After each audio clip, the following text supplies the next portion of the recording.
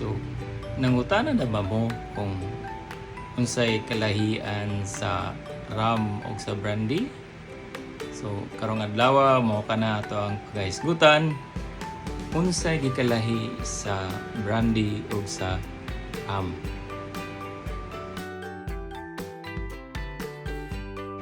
Ang gikalahi sa brandy o sa rum, so adlaw na pwede rin duha ka kanang well-known kay nga produkto no, Emperador Brandy o ang isa ang Tanduay Rum. So kung kini silang duha pareha ra man gini sila ko makahubog, lamian pod na mga produkto. So ang dugay na kayo diri sa tuwa nga nasa Pilipinas sa kining Tanduay o kini dugay na pod di pras ka dugay sa Tanduay pero kini Emperador Light.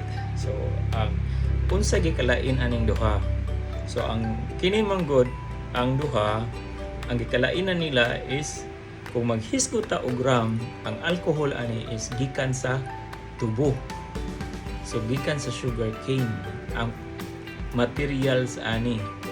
So, ang mauna siya ang definition sa rum.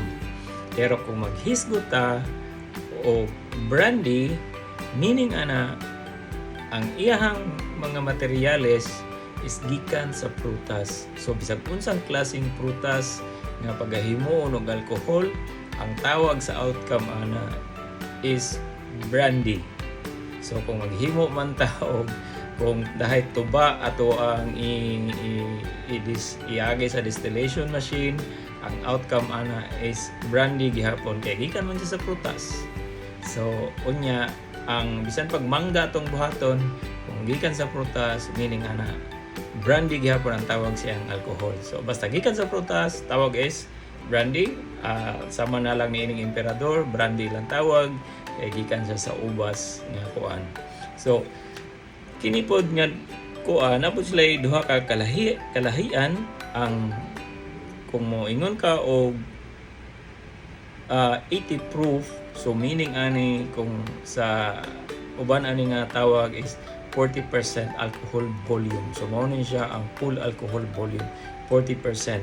Pwede pa ka mo taas ani, pwede pa ta maabot og 55, 50, pinakataas jud is na legal sa market nga mapalit na to is 80% volume. So meaning kung equivalent na to siya sa proof is nasa 160 proof.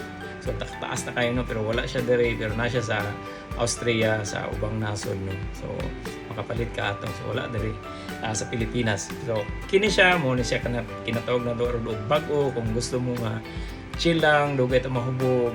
Kining light is naragid siya sa I think kung wala ko nagkamali 52 proof kaya 26 something ang lahang i-declare dari 26.5 volume. Yan nasa sa mga 53 proof. So ang alcohol volume niya is 26.5. So light lang siya. Dili siya parehas diri is 40% ni siya alcohol volume. So ma-measure na gihapon. So sa mga umaabot nato nga adlaw mo kani atong paghisgutan unsaon pag-measure, i-measure nato ang alcohol percent sa Tanduay o i-measure po nato ang alcohol percent sa Emperador. So kana lang og daghang salamat hinaot unta nga nalingaw mo sa mga istorya sa mga ilimnon og ubanay ko ninyo kini si Whiskey og ang inyong channel nga Fun Drinks. Ubanay ko ninyo sa mga istorya sa mga inumon, dili lang mga makahubog kung dili sa uban pang mga klase-klase nga ilimnon nga ato ang makitaan diri sa Pilipinas o dili lang makitaan og ato pang pagabuhaton. So daghang salamat og maayong adlaw sa tanan.